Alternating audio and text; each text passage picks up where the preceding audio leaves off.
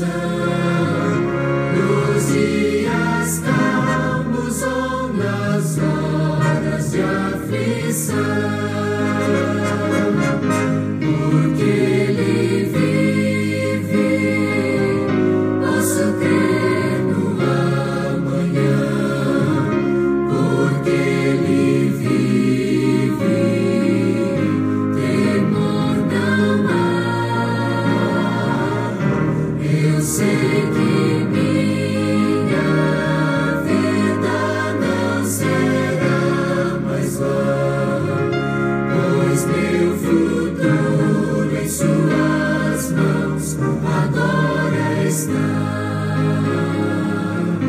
E quando enfim chegar a hora de aqui cessar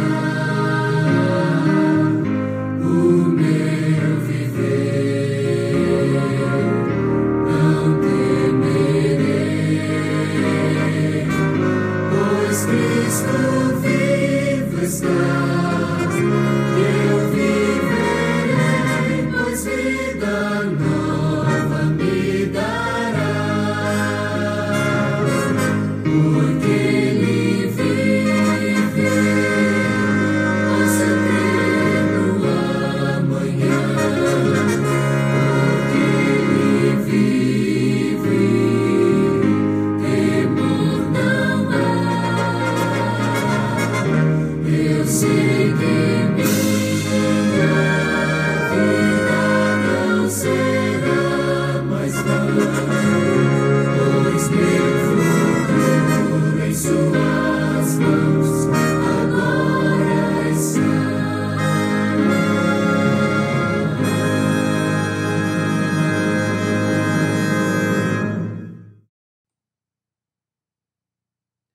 Muito bom dia, meu irmão, minha irmã, graça e paz. Mais um domingo que o Senhor Jesus nos concede, graças a Deus por isso. Mais um mês que se inicia, o primeiro domingo desse mês de julho, e que seja um período de graça, de misericórdia e de bênçãos copiosas do Senhor nas nossas vidas. Que Deus possa nos abençoar nesse dia, que o Senhor possa fortalecer a obra das nossas mãos e que tudo que fizermos, seja em pensamentos, em palavras, em ações, possa redundar em glória e louvor ao Senhor. Seja muito bem-vindo, meu irmão, minha irmã. Esta é a Escola Bíblica Dominical da Igreja Presbiteriana de Laranjal Paulista e você é convidado a permanecer aqui conosco para juntos termos um tempo de louvor, de adoração, um tempo de oração, mas também um tempo juntos de estudo e meditação na palavra do nosso Deus. Nós vamos começar esse nosso momento louvando ao Senhor. Eu escolhi para nós começarmos um cântico muito belo, muito gostoso de cantar, que diz que nós recebemos um novo coração do Pai. E um coração regenerado, um coração transformado, um coração que é inspirado por Jesus. Como é belo esse cântico e como ele lembra-nos da grande transformação que Deus em Cristo realizou em cada um de nós. Vamos juntos louvar ao Senhor, cantando esse belo louvor, esta bela canção.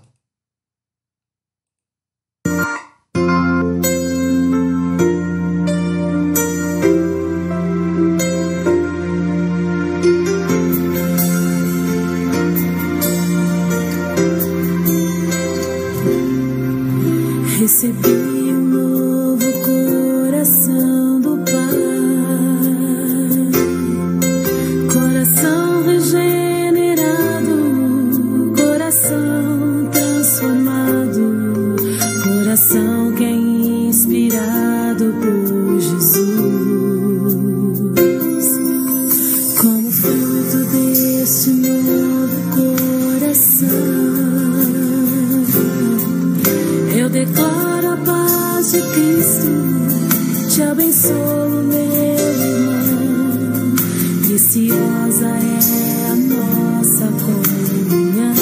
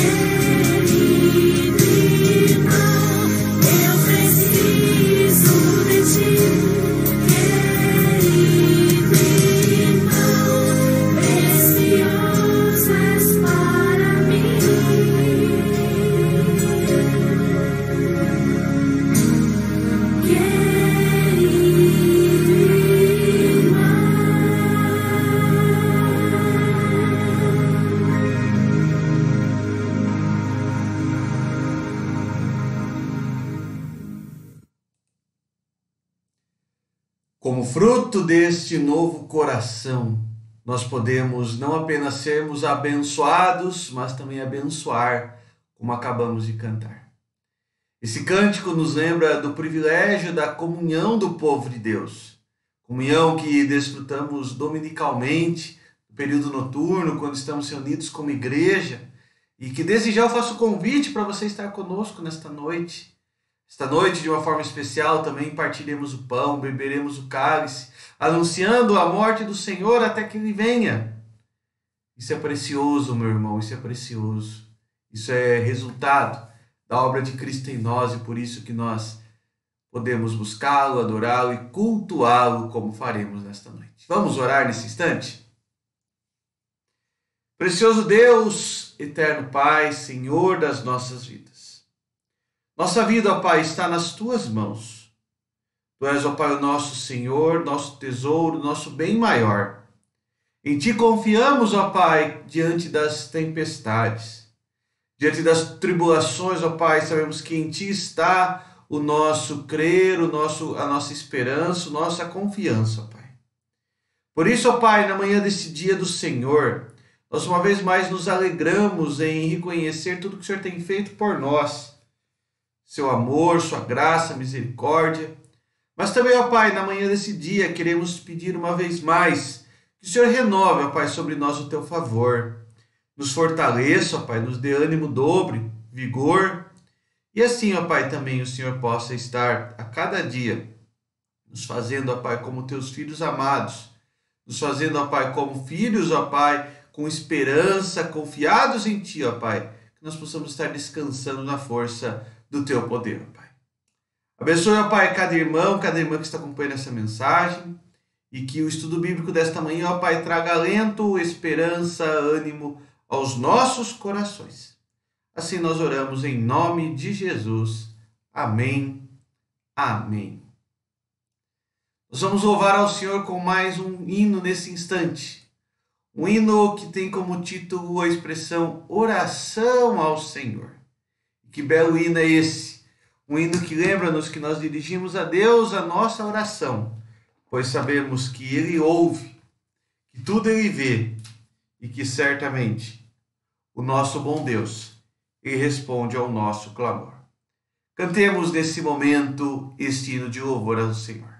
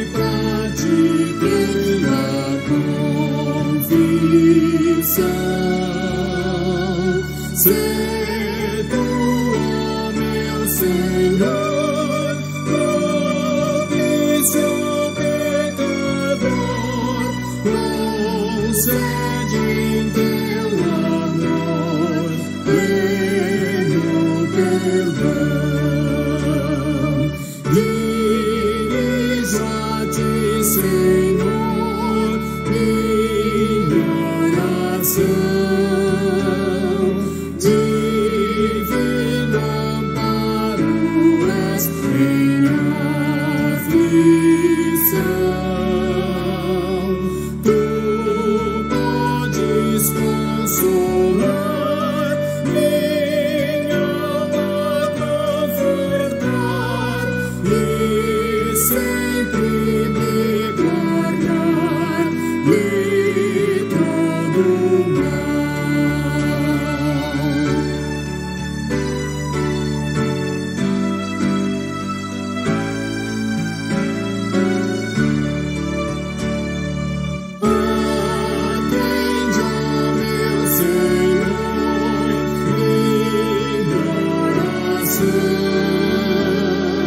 que humilde só pra ti com gratidão. Imploro, meu Senhor, por Cristo mediador, e sempre em teu amor possa viver.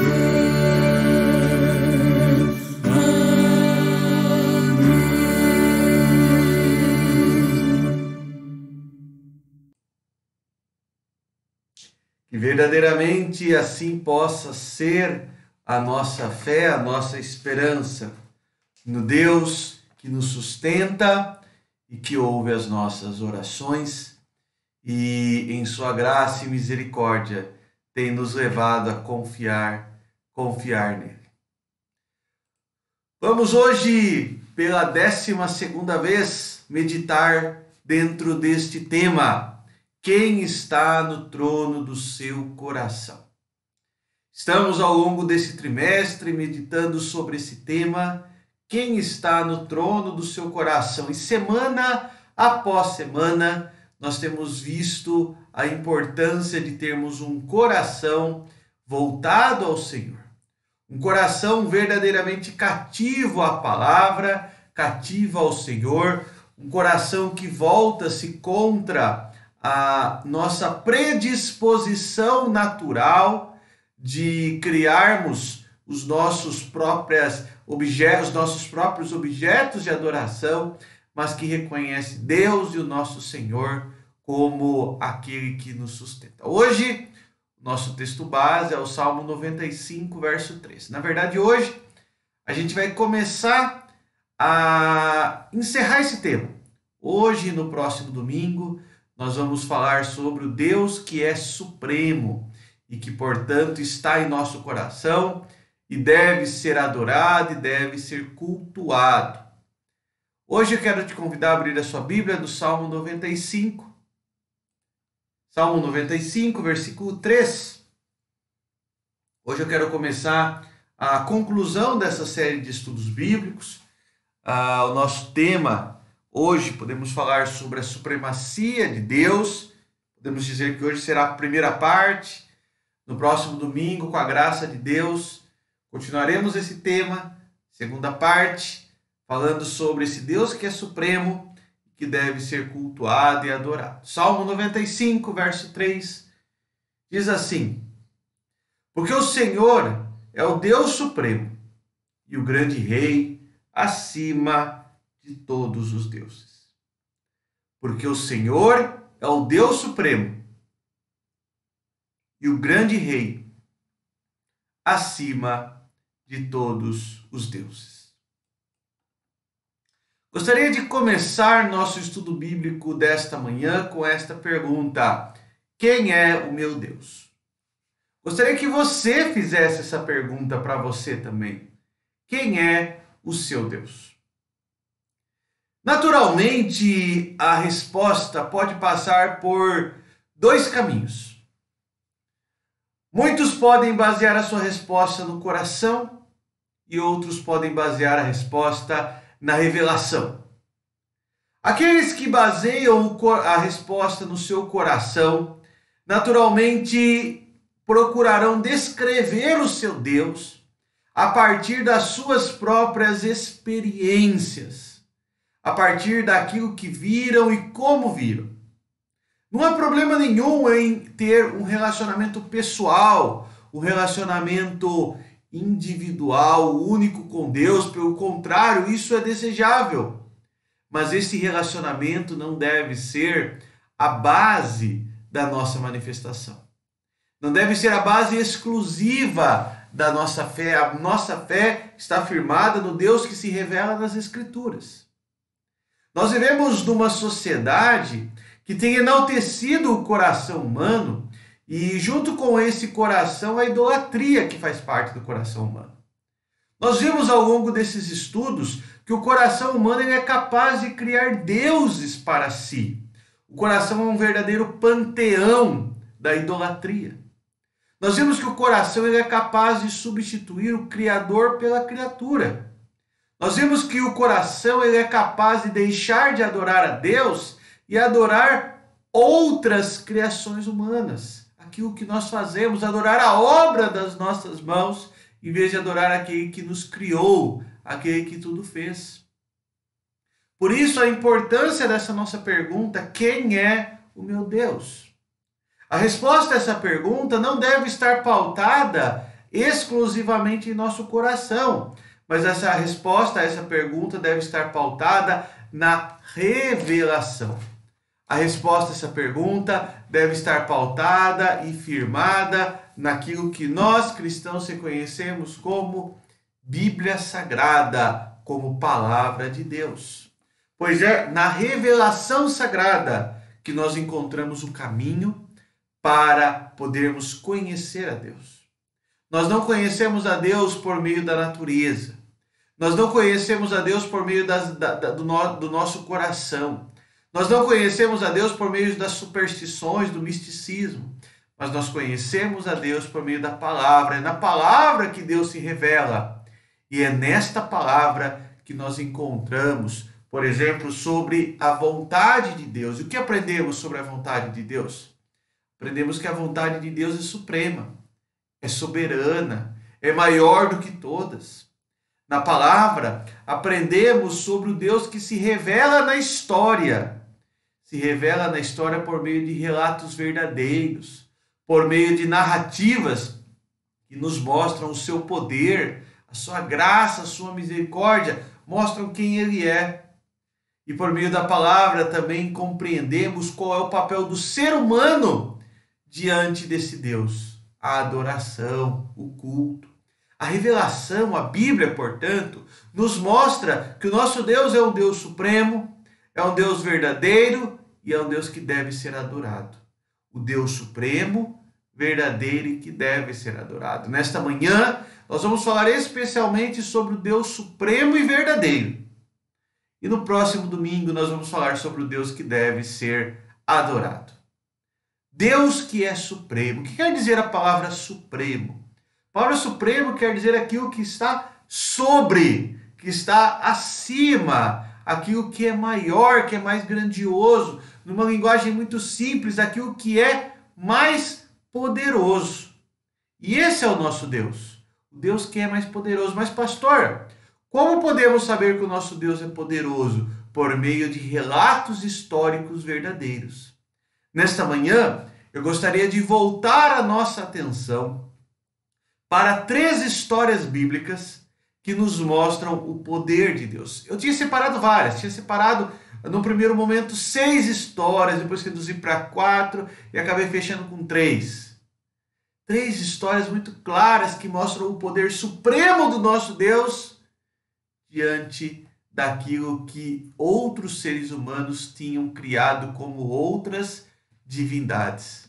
Podemos dizer, com base no texto bíblico que há pouco lemos no Salmo 95, que é o poder do Deus Supremo diante dos outros deuses.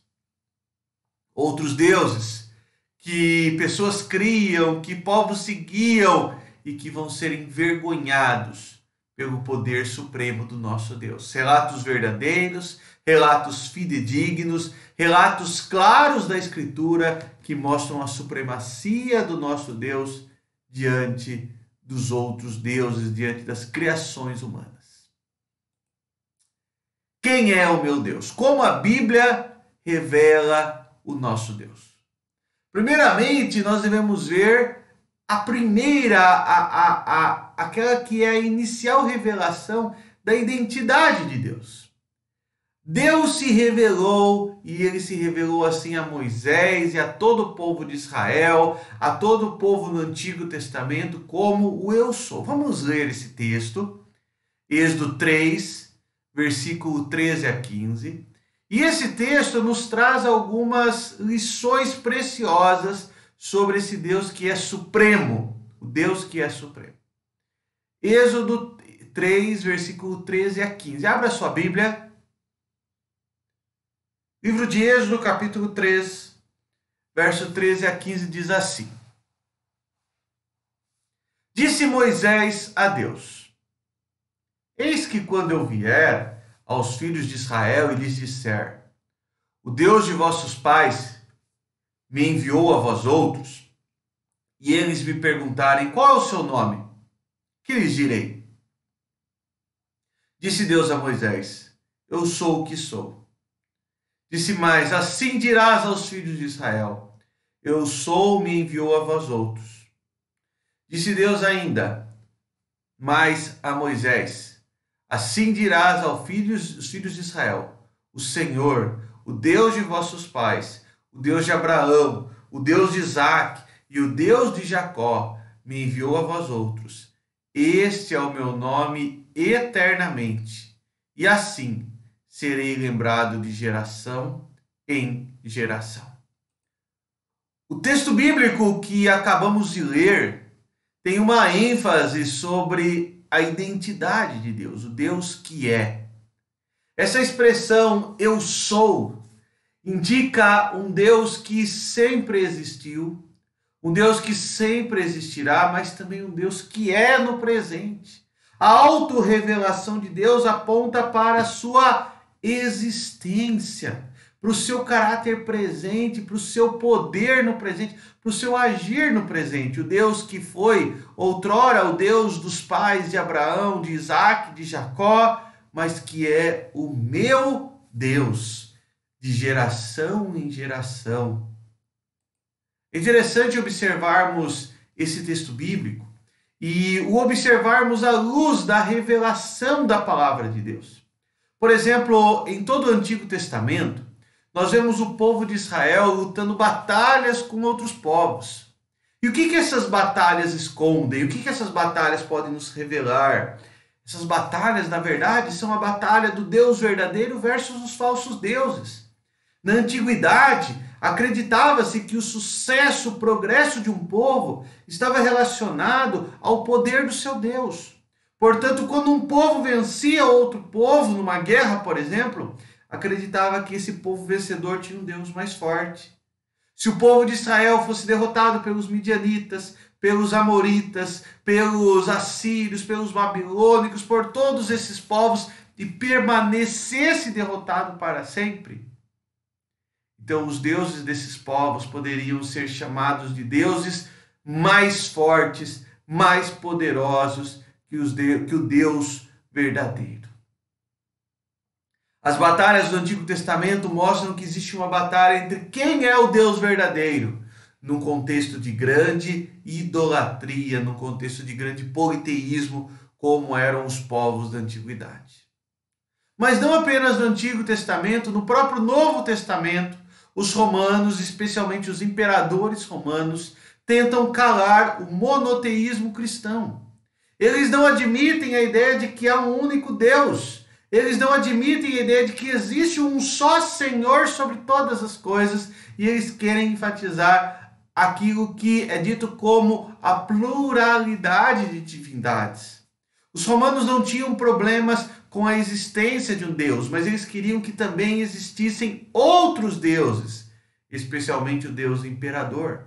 Eles queriam a pluralidade das divindades, cada qual com a sua verdade, cada qual com a sua expressão daquilo que acreditavam ser Deus, e por isso se levantaram contra os cristãos, porque os cristãos diziam que existia um único Deus, que há um único Senhor. Na verdade, é uma batalha para tentar calar a verdade da existência de um único Deus. Por isso que os romanos se levantaram contra os cristãos, por isso que os outros povos se levantaram contra o povo de Deus. E, na verdade, existe uma pergunta: quem é o supremo da história? Quem é o Deus que está sobre todos ao longo da história? Por isso que nesta manhã, como eu disse, eu quero meditar com você em 3 relatos bíblicos.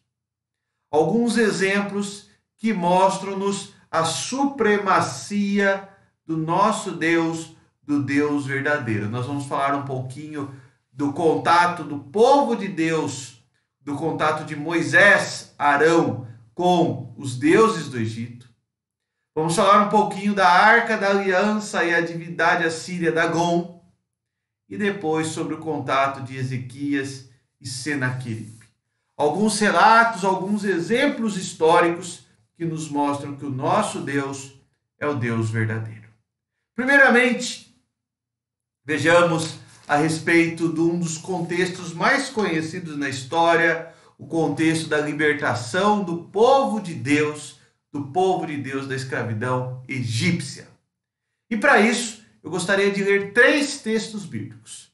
Os 3 no livro de Êxodo, portanto peço que você abra aí. Êxodo capítulo 7, nós vamos ler do verso 8 ao 12. Na verdade, 8 e 9, depois 11 e 12. Depois Êxodo 8, versículo 18 e 19. E depois Êxodo 12, versículo 12. Vamos lá? Êxodo capítulo 7, a partir do versículo 8 e 9. E depois 11 e 12. No relato do êxodo dos filhos de Israel do Egito, nós vemos claramente a mão de Deus na libertação desse povo. E algo que o povo de Deus teve que enfrentar nessa libertação não foi apenas Faraó e a dureza do seu coração, mas foi o coração de Faraó cativo às divindades locais. Vamos começar a ler o texto bíblico e vamos entender bem isso. Falou o Senhor a Moisés e a Arão, quando o Faraó vos disser: farei milagres que vos acreditem. Dirás a Arão: toma o teu bordão e lança-o diante de Faraó, e o bordão se tornará em serpente. Feito isso, Faraó, porém, mandou vir os sábios e encantadores, e eles, os sábios do Egito, fizeram também o mesmo com as suas ciências ocultas, pois lançaram eles cada um seu bordão, e eles se tornaram em serpentes. Mas, olha só, o bordão de Arão devorou os bordões deles. Começa a se desenhar aqui uma batalha entre o Deus de Israel e os deuses do Egito. As 10 pragas vão revelar exatamente isso. Moisés e Arão revelando aquilo que Deus iria fazer, e os encantadores, os sábios do Egito, através das suas ciências ocultas, tentando imitar. Mas já nesse primeiro momento nós vemos uma supremacia de Deus, pois aquilo que Deus estava fazendo estava devorando aquilo que os deuses egípcios supostamente tinham poder para fazer. Êxodo 8, versículo 18 a 19. Chegando na praga dos piolhos, olha só o que o texto diz. E fizeram os magos o mesmo com as suas ciências ocultas para produzirem piolhos, porém não o puderam. E havia piolhos dos homens e no gado. Então disseram os magos a Faraó: isto é o dedo de Deus. Porém o coração de Faraó se endureceu e não os ouviu, como o Senhor tinha dito. Isto é o dedo de Deus. Aqueles ímpios encantadores, sábios, que acreditavam nas suas divindades, que tinham as suas próprias crendices populares, reconheceram que ali tinha o dedo de Deus, e que nada podiam fazer diante da supremacia desse nosso Deus. E por fim, Êxodo 12, 12, a última das pragas, a morte dos primogênitos. Uma vez mais, Deus revela a sua supremacia como Deus verdadeiro. O texto diz: porque naquela noite passarei pela terra do Egito, e ferirei na terra do Egito todos os primogênitos, desde os homens até os animais. Executarei juízo sobre todos os deuses do Egito. Eu sou o Senhor. Na libertação do povo de Deus do Egito, algo muito importante está acontecendo. A batalha entre o Deus verdadeiro e os falsos deuses. A batalha para revelar quem é o Deus Supremo, o Deus Poderoso, o Deus que está sobre todos. Não é apenas a libertação de um povo, mas é a revelação do eu sou do Deus verdadeiro. O Deus que primeiramente foi revelado a Abraão, a Isaac e a Jacó.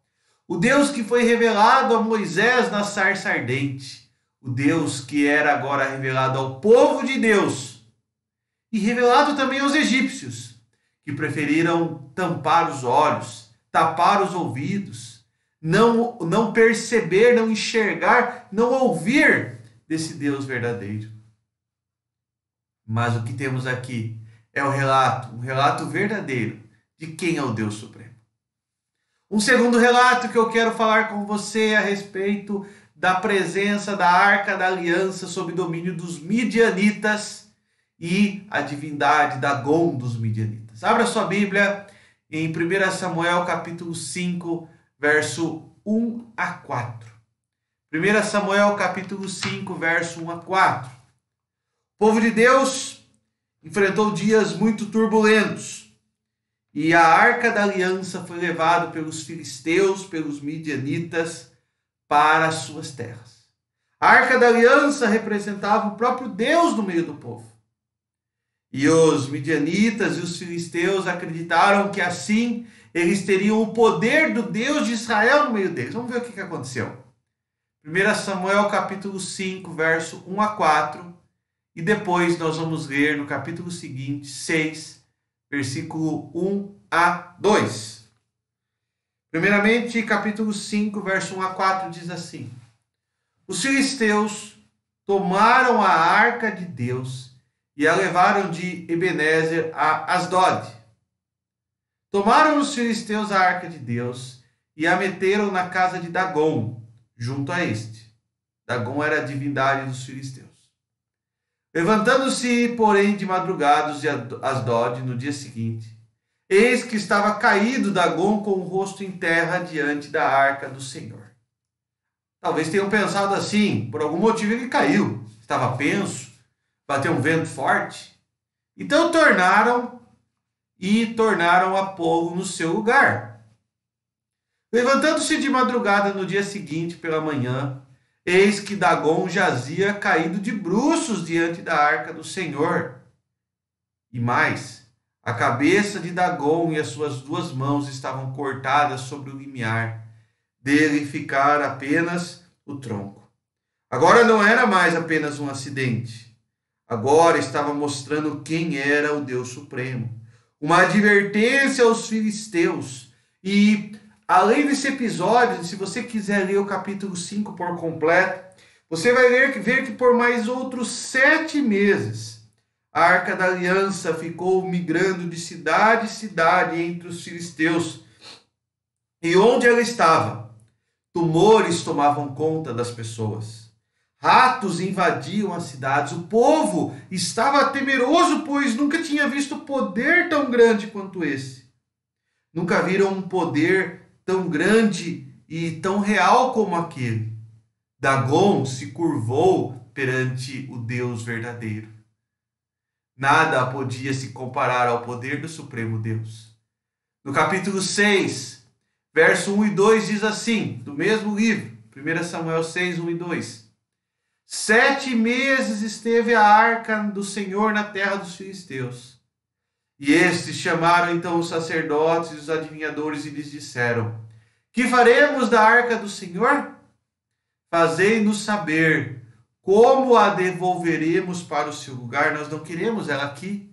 É muito grande esse poder. O poder de Dagon não pode se comparar ao poder do Deus verdadeiro. Mas um relato, meu irmão, minha irmã, que mostra o poder supremo de Deus. O poder maior que o poder dos deuses egípcios. Poder maior do que Dagon.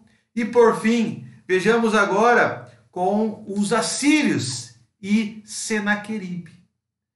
Ezequias e Senaqueribe. O último exemplo que eu quero citar está registrado em 2 Crônicas, capítulo 32.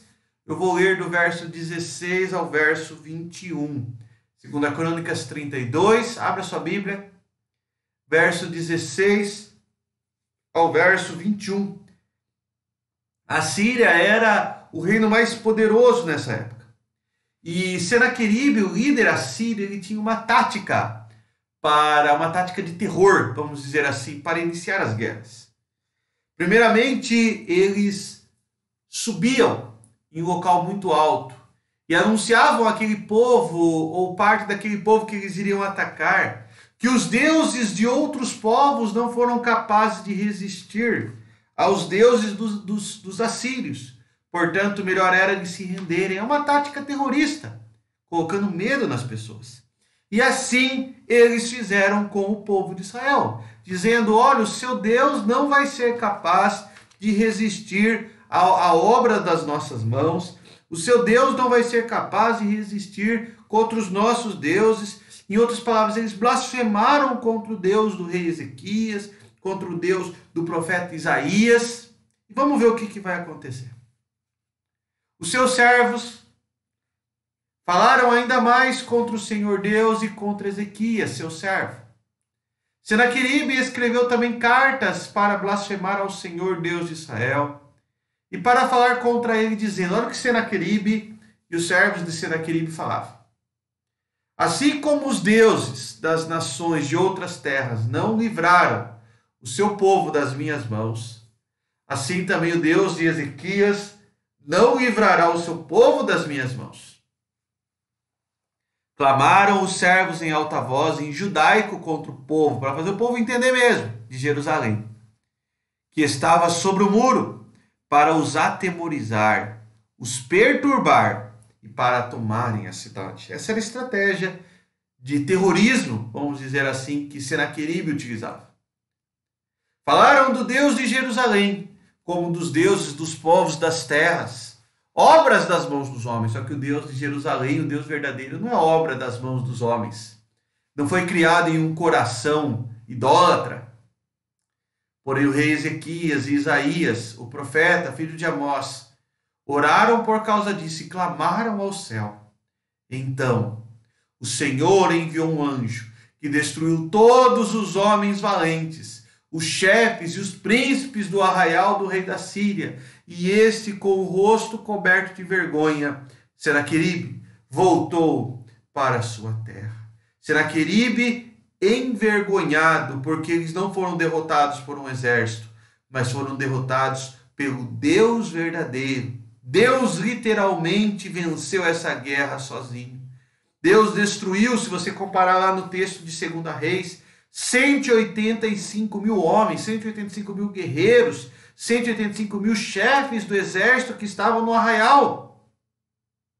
E Senaqueribe voltou para Nínive. E o que aconteceu? Tendo ele entrado na casa do seu Deus, os seus próprios filhos ali o mataram à espada. Os seus próprios filhos, enquanto ele adorava no templo do seu Deus, Deus Nisroque, decretaram a esmagadora derrota de Senaqueribe e dos ídolos a quem ele servia. Dagom se curvou perante o Deus verdadeiro. Nisroque não foi capaz de poupar a vida de Senaqueribe. Os deuses do Egito foram devorados pelo Deus verdadeiro. Todas essas palavras, essas histórias, meus irmãos e irmãs, levam-nos a concluir o seguinte: o nosso Deus não foi criado em um coração humano e idólatra. Nosso Deus é revelado na história como Deus supremo, como Deus vitorioso, seja sobre egípcios, seja sobre filisteus, seja sobre assírios, seja sobre babilônicos, seja sobre qualquer principado e potestade. O nosso Deus é o Deus verdadeiro. Somente existe um Deus verdadeiro, um Deus supremo, e ele deve ser por nós adorado e cultuado. Ao final desse estudo bíblico, meu irmão, minha irmã, eu quero que você possa dar glória a Deus pelos relatos históricos que mostram o poder do nosso Deus. Possa dar glória a Deus pelos relatos bíblicos que mostram a supremacia do nosso Deus. Não foram os deuses egípcios que se revelaram como supremo. Não foram os deuses dos filisteus, Dagom, que revelaram-se como supremo. não foram os deuses dos midianitas, dos assírios, dos babilônicos, não foi Nisroch, não foi Baal, não foi nenhum outro Deus que foi o Deus Supremo. O Deus Supremo é aquele que se auto-revelou como eu sou, e que eu e você possamos adorá-lo e cultuá-lo, porque Ele é o Deus Supremo, o Deus verdadeiro, o Deus que deve ser adorado, o Deus que deve ser cultuado. No próximo domingo, nós vamos continuar essa meditação. E nós vamos falar agora sobre como devemos adorar esse Deus Supremo, como devemos cultuar esse Deus Todo-Poderoso. Que Deus guarde-nos, guarde o nosso coração, guarde a nossa alma, para que possamos assim cultuá-lo, assim adorá-lo, assim servi-lo como nosso Deus, como Senhor das nossas vidas. Oremos nesse instante. Eterno e poderoso Deus, a Tua palavra nesta manhã nos ensinou, ó Pai, que somente Tu és o Deus verdadeiro. Não há outro como Tu. Tu és o Deus Supremo. Supremo, ó Pai, acima de qualquer outra criação, qualquer outra divindade que exista. Ó Pai, nada se compara ao Senhor. Que o Senhor, ó Pai, possa em nosso coração nos lembrar desta verdade. E acima de tudo, ó Pai, que possamos, ó Pai, tomados por esta verdade, ó Pai, sermos uma vez mais, ó Pai, termos uma vez mais o nosso coração cativo à Tua palavra, cativo, ó Pai, à adoração, ao culto a Ti. Que o nosso coração, ó Pai, não seja independente, autônomo, mas que seja verdadeiramente dependente do Senhor. E possamos caminhar, ó Pai, em dependência, em adoração, em culto a Ti, ó Pai. Que saibamos, ó Pai, que nada pode ser comparado ao Teu poder, mas apenas o Senhor, ó Pai, é o Deus Supremo, Deus vitorioso, Deus maravilhoso. Graças Te damos por isso, ó Pai. Guarda-nos, ó Pai, nesse dia. Guarda-nos, ó Pai, logo mais no culto da noite. Que tudo que fizermos, ó Pai, seja para a honra e glória do Senhor. Abençoe cada lar, cada família, ó Pai, que está acompanhando a Tua palavra nesse instante. Que cada um desses lares possam ser abençoados, edificados, fortalecidos pelo Teu grande amor, pelo Teu poder operado em nós e sobre nós. Em nome de Jesus é que nós oramos e Te agradecemos. Amém. Amém. Meu irmão, minha irmã, foi uma alegria e um grande privilégio podermos nesta manhã falar das coisas do Senhor. E certamente também assim o faremos logo mais à noite, e por isso eu te convido para estar conosco em nosso culto às 18h30, onde estaremos cultuando a Deus, louvando o seu nome. Também estaremos a ministrar a ceia do Senhor, partindo o pão, bebendo o cálice, anunciando a morte e a ressurreição de Cristo, como assim nos ordenou, até o seu retorno. Esteja conosco hoje às 18h30. Se por algum motivo justo você não puder estar, acompanhe a transmissão do culto online. Certamente Deus também falará ao teu coração. Tenha um ótimo dia, meu irmão, minha irmã. E que Deus assim possa te abençoar verdadeiramente. Possa dia a dia guardar a tua alma, guardar o teu coração, guardar-te para a própria glória dele. Eu vou deixar um louvor para você nesse instante, uma música muito bela e que nos lembra do Deus que é supremo e que um dia retornará, e isto não tardará, como diz essa canção. Tenha um ótimo domingo. Deus te abençoe. Que Deus abençoe o seu lar.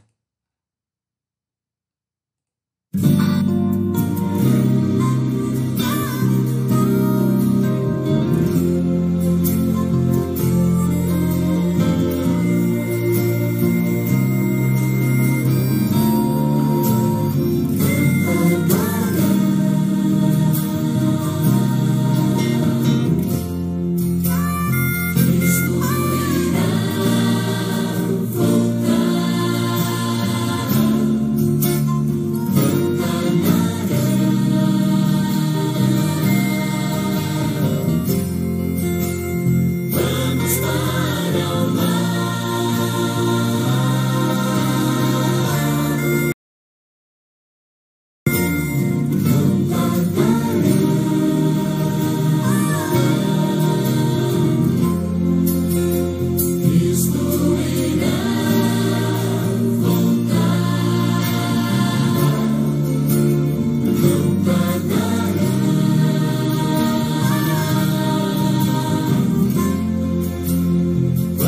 Vamos para o lar.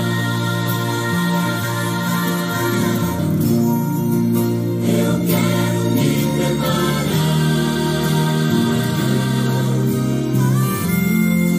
pois vamos logo subir. E quero junto a você lá no céu conversar com Jesus.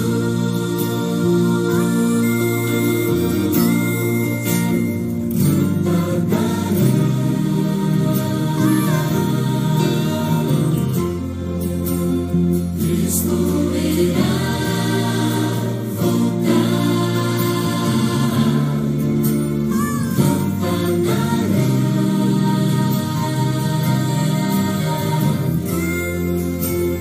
vamos para o lar. Eu quero me preparar, pois vamos logo subir. E quero junto a você lá no céu conversar com Jesus.